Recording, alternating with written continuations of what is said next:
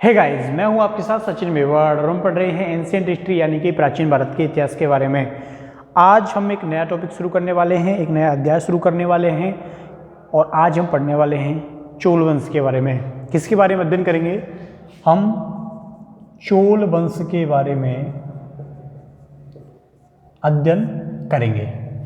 तो चोल वंश को हमको बड़े अच्छे ध्यान से इसका अध्ययन करना है और इससे संबंधित जितने भी महत्वपूर्ण शासक रहे हैं उनके बारे में भी हम विस्तृत अध्ययन करेंगे। ठीक है, तो एक एक करके चोल वंश से संबंधित जितने भी महत्वपूर्ण पॉइंट हैं उनको लेकर हम चर्चा करेंगे। तो उम्मीद है चोल वंश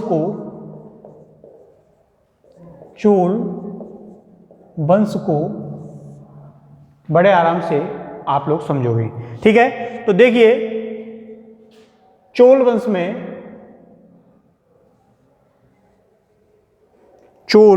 वंश में जो इसमें संस्थापक माना जाता है, चोल वंश का जो संस्थापक माना जाता है वो किसको माना जाता है? संस्थापक। तो इसका जो संस्थापक माना गया है वो विजयालय को माना गया है। किसको माना गया है? विजयालय को। तो विजयालय को चोल वंश का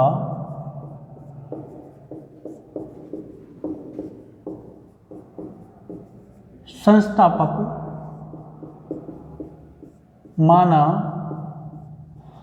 गया है। ठीक है, तो याद रखना है कि चोल वंश का संस्थापक कौन था?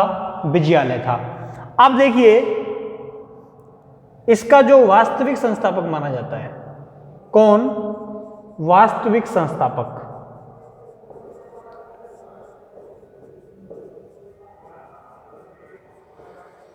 इसका वास्तविक संस्थापक जो है वो किसको माना जाता है? राजराज प्रथम को माना जाता है। राजराज प्रथम। याद रखना है, एक तो संस्थापक है और एक क्या है? वास्तविक संस्थापक है। संस्थापक कौन है? विजयालय है। वास्तविक संस्थापक कौन है? राजराज प्रथम है। कौन है? राजराज प्रथम है। इसलिए ये महत्वपूर्ण है, इसको अंडरलाइन करके लिख लेना कि चोल वंश का वास्तविक संस्थापक जो था वो कौन था? तो वो राजराज प्रथम था। कौन था? राजराज प्रथम था। क्या था? चोल वंश का वास्तविक संस्थापक। अब देखिए इस वंश का फिर अंतिम शासक कौन था? अंतिम शासक। ठीक है, तो अंतिम शासक इस वंश का कौन हुआ? तो इस वंश का जो अंतिम शासक हुआ था उसका नाम था राजेंद्र थर्ड। क्या नाम था? उसका नाम था राजेंद्र थर्ड, या आप उसे बोल सकते हो राजेंद्र तृतीय।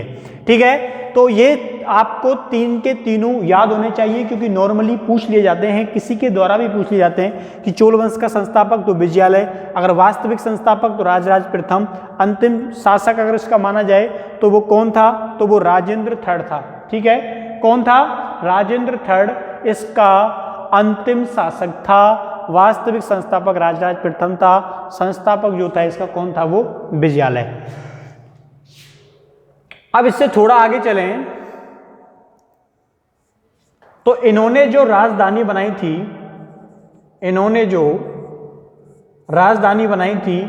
क्या बनाई थी? तंजौर। किसको राजधानी बनाया था? तो इन्होंने तंजौर को अपनी राजधानी बनाया था। ठीक है, कहां पर पड़ता है तंजौर? तमिलनाडु में पड़ता है। ठीक है, कहां पड़ता है? तमिलनाडु में पड़ता है। समझ में आई बात आपको? तंजौर को इन्होंने अपनी राजधानी बनाया था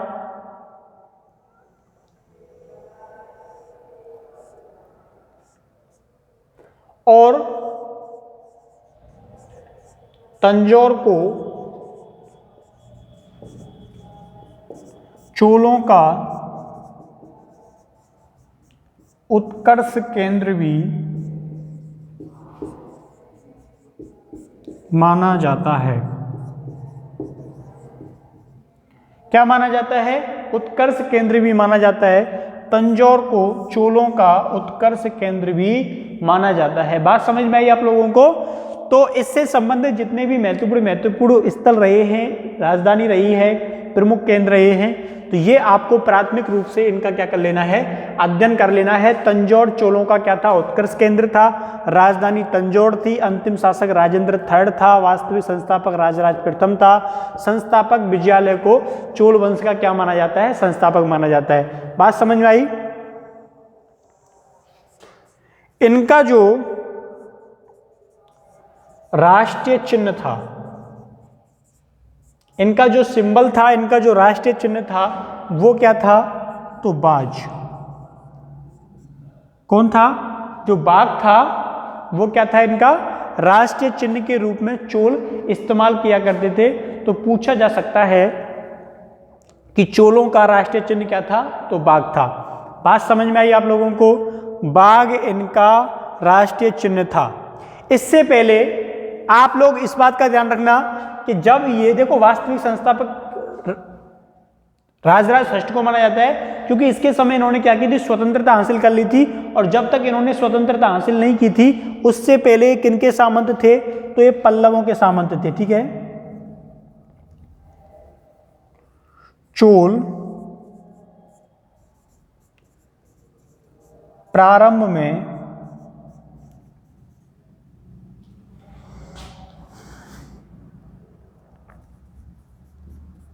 पल्लवों के सामंत थे।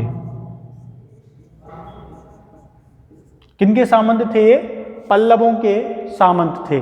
बात समझ में आई। तो इसको बाकायदा आप लोग उतार लीजिए, इसको लिख लीजिए, फिर हम इसको मिटाते हैं।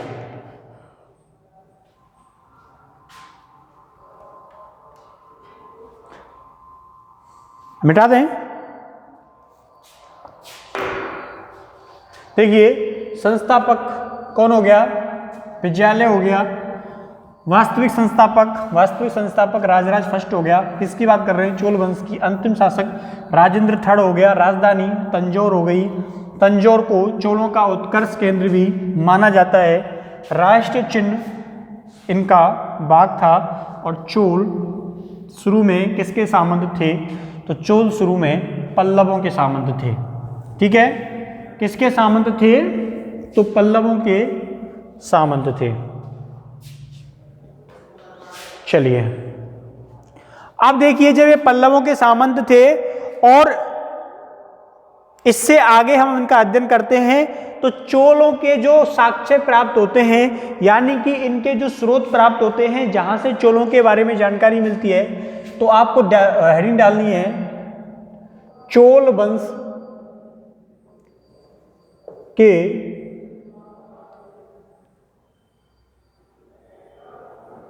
चोल वंश की जानकारी के स्रोत। चोल वंश की जानकारी के स्रोत। ठीक है, चोल वंश की जानकारी के कौन कौन से स्रोत हैं, ये आपको याद रखना है। ठीक है, अब देखिए हम एक एक करके इनका अध्ययन करते हैं। सबसे पहले हम बात करते हैं पुरातात्विक साक्ष्यों के बारे में। किसके बारे में बात करते हैं, पुरातात्विक साक्ष्यों के बारे में बात करते हैं। तो पुरातात्विक साक्ष्य, इनकी जो जानकारी हमको प्राप्त होती है उनमें सबसे महत्वपूर्ण है पुरातात्विक साक्ष्य। ठीक है, क्योंकि इनके जो अभिलेख प्राप्त हुए हैं पुरातात्विक साक्ष्यों में, इनके जो अभिलेख हमको प्राप्त हुए हैं, अभिलेख प्राप्त हुए हैं वह 4 भाषाओं में मिले हैं। 4 भाषाओं में मिले हैं। 4 भाषाओं में मिले हैं। कौन कौन सी भाषाओं में मिले हैं, तो याद रखना है सबसे पहले जो यहाँ की भाषा है कौन सी, तमिल। तमिल भाषा में प्राप्त हुए हैं। दूसरा संस्कृत भाषा में प्राप्त हुए हैं। तीसरा तेलुगु भाषा में प्राप्त हुए हैं। कौन सी भाषा में, तेलुगु भाषा में प्राप्त हुए हैं। और अंतिम जो है हैं वो कन्नड़ भाषा में प्राप्त हुए हैं। किस भाषा में? कन्नड़ भाषा में प्राप्त हुए हैं। तो 4 भाषाओं में अभिलेख प्राप्त हुए हैं, जिनमें कौन कौन सी भाषा है? तमिल भाषा है, संस्कृत भाषा है, तेलुगु भाषा है, कन्नड़ है। तो ये 4 हो गई ना, तमिल, संस्कृत, तेलुगु और कन्नड़। तो लिखना है पुरातात्विक अभिलेख जो इनके प्राप्त हुए हैं वो 4 भाषाओं में प्राप्त हुए हैं, जिनमें तमिल, संस्कृत, तेलुगु और कन्नड़ भाषा में इनके अभिलेख प्राप्त हुए हैं। ठीक है, अब देखिए इससे थोड़ा सा आगे चलते हैं और जानते हैं कि 4 भाषाओं में जो अभिलेख इनके प्राप्त हुए हैं उनमें राजराज प्रथम, किसकी बात कर रहे हैं हम? राजराज फर्स्ट की या प्रथम की या पहले की। राजराज प्रथम के ऐतिहासिक जो प्राकथन के रूप में इनकी जो जानकारी मिलती है, इनके जो अभिलेख मिलते हैं, उसमें क्या है, इस संपूर्ण चोल वंश के बारे में क्या किया गया है? वर्णन किया गया है। तो राजराज प्रथम के अभिलेख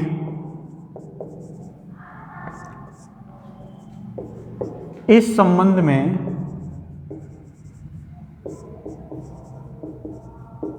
जानकारी उपलब्ध कराते हैं, जानकारी उपलब्ध कराते हैं। ठीक है, कौन उपलब्ध कराते हैं? राजराज फर्स्ट इस बारे में जानकारी उपलब्ध कराते हैं। जो राजराज फर्स्ट के जो अभिलेख हैं वो जानकारी प्राप्त कराते हैं। अब देखिए, अब हम बात करते हैं कौन कौन से। तो एक तो है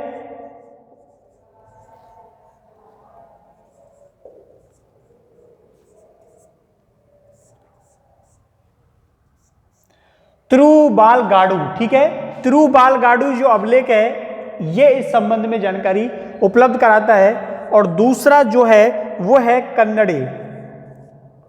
करंडे ताम्रपत्र। ये दोनों के दोनों चोल वंश के बारे में क्या देते हैं? जानकारी देते हैं। कौन कौन से हैं वो? तिरुबालगाडु और करंडे दानपत्र। ठीक है, अब देखिए इसमें यह बताया गया है कि इनका जो तिरुबालगाडु जो अभिलेख है उसमें यह बताया गया है कि इनका जो आदि पुरुष था, इनका जो आदि पुरुष था उसका नाम क्या मिलता है? चोल मिलता है। क्या मिलता है? चोल मिलता है।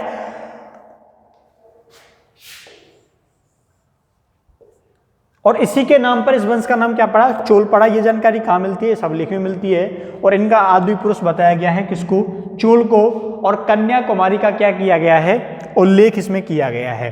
बात समझ में आई आप लोगों के? चलिए अब देखिए, ऐसा बताते हैं कि इन्होंने होयसल राजाओं की सहयोग से, होयसल राजाओं के सहयोग से सत्ता प्राप्त की। तो इसलिए उनके सहयोग की बात इसमें कही गई है। किनके सहयोग की बात की गई है? तो होयसल शासकों के सहयोग की बात इसमें की गई है। बात समझ में आई? इसके अलावा इसमें यह बात बताई गई है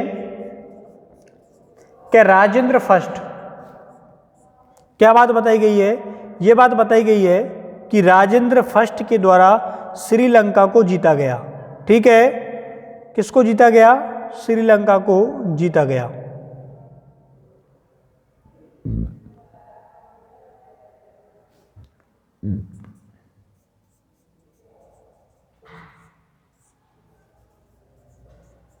जल्दी से उतारिए इसको, फिर हम मिटाते हैं। ठीक है,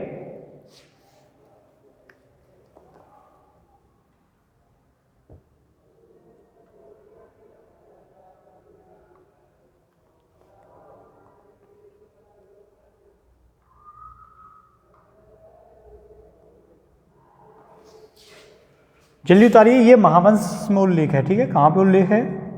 महावंश। मिटाते हैं इसको, फिर इसको मिटाएं जल्दी से।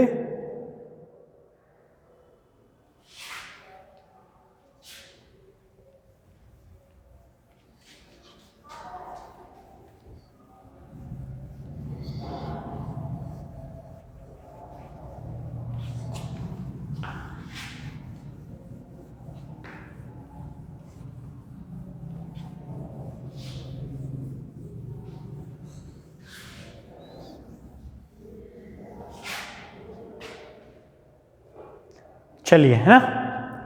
अब देखिए हम इनके सिक्कों के बारे में बात करते हैं। हम इनके सिक्कों के बारे में बात करते हैं। तो चोलों के स्वर्ण सिक्कों की निधि जो थी वो धवलेश्वरम से प्राप्त हुई। कहां से? इनकी जो स्वर्ण निधि थी वो धनलेश्वर से क्या हुई? प्राप्त हुई। कहां से प्राप्त हुई? धनलेश्वरम से क्या हुई? प्राप्त होती है। ठीक है। अब देखिए इनके जो सिक्के हैं उन पर बाघ, मछली, धनुष के चित्रों का अंकन है। धनुष के चित्रों का अंकन है। किसके चित्रों का अंकन है? तो इनके जो सिक्के प्राप्त हुए हैं उनके ऊपर बाघ, उनके ऊपर मछली, उनके ऊपर धनुष के जो चित्र हैं उनका क्या दिया हुआ है? अंकन दिया हुआ है। क्लियर?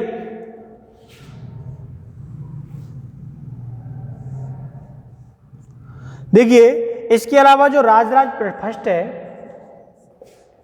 जो राजराज फर्स्ट है, इसके जो सिक्के हैं उस पर मुरलीधर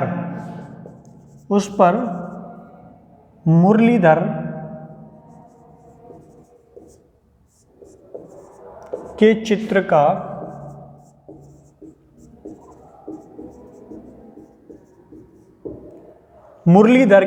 का क्या दिया हुआ है?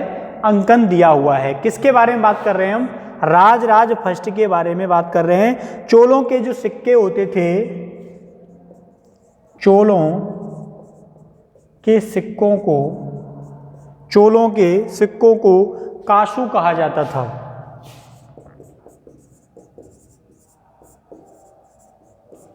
क्या कहा जाता था? तो इनके जो सिक्के हैं उनको किस नाम से जाना जाता था? कासू के नाम से जाना जाता था। और जो सबसे बड़ा कासू था उसको क्या बोलते थे?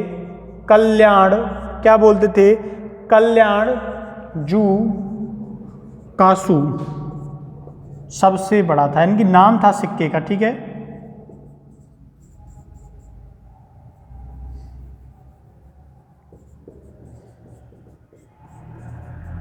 सबसे बड़ा कासू था।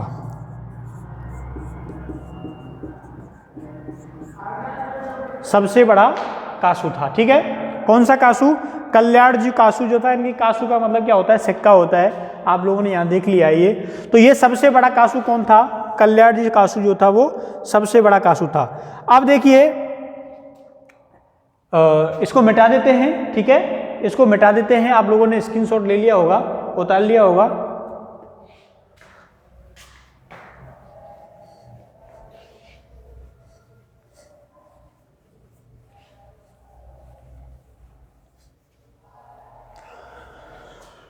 देखिए तो साहित्यिक स्रोतों की बात करते हैं। जानकारी देने के लिए किसकी बात करते हैं? तो हम साहित्यिक स्रोतों के बारे में जानकारी देते हैं। तो इससे बहुत सारे ग्रंथ हैं, जैसे बुद्धमित्र की व्याकरण इस बारे में जानकारी उपलब्ध कराती है।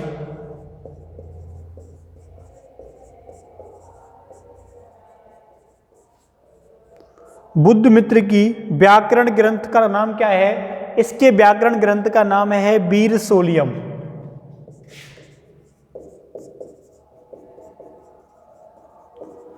तो बुद्धमित्र की व्याकरण, जिसको क्या नाम है? वीरसोलियम। इससे इनके बारे में जानकारी मिलती है। इसके अलावा पेरिय पुराणम से भी जानकारी प्राप्त होती है। तो क्या क्या हो गए? एक बुद्धमित्र की व्याकरण वीरसोलियम हो गई, और एक पेरियम पुराण से भी इसके बारे में क्या मिलती है? जानकारी प्राप्त होती है। ठीक है। अब इससे आगे का जो आपका वीडियो है, आपका जो लेक्चर है वो हम कल कंप्लीट करेंगे। तब तक के लिए थैंक यू, धन्यवाद, बाय बाय।